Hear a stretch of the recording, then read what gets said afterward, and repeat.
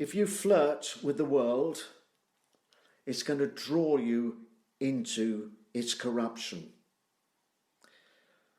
You see, as I've said, he was no longer outside the city, but was sitting in the gateway of the city. It's interesting, but this was no small thing for him, because it was an indication that he was actually a leader in the city, so he had recognition, because they referred to him as a judge.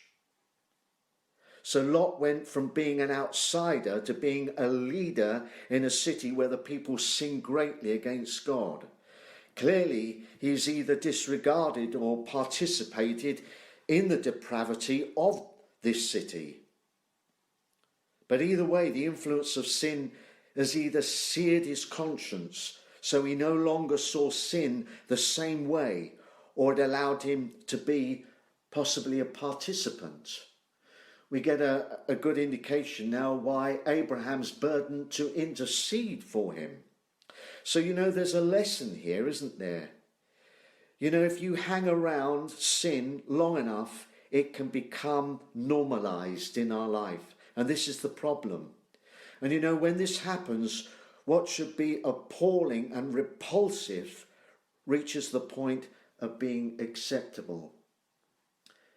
And in many ways, we're all a product of this life, this world that we live in, and what sin has done. And this is why God is delivering us.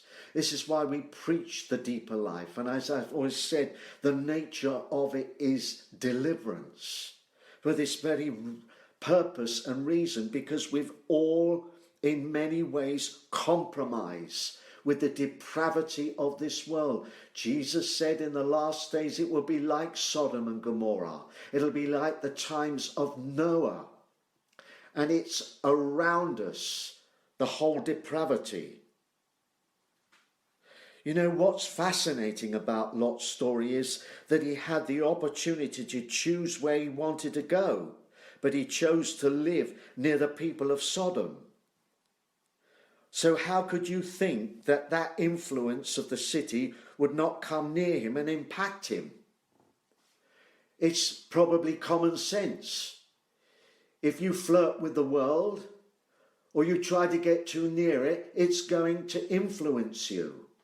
And that is the very thing that God is working out of our life, our heart, our circumstances, is the love of this world, the dependence of this world and what it has to offer, and so on.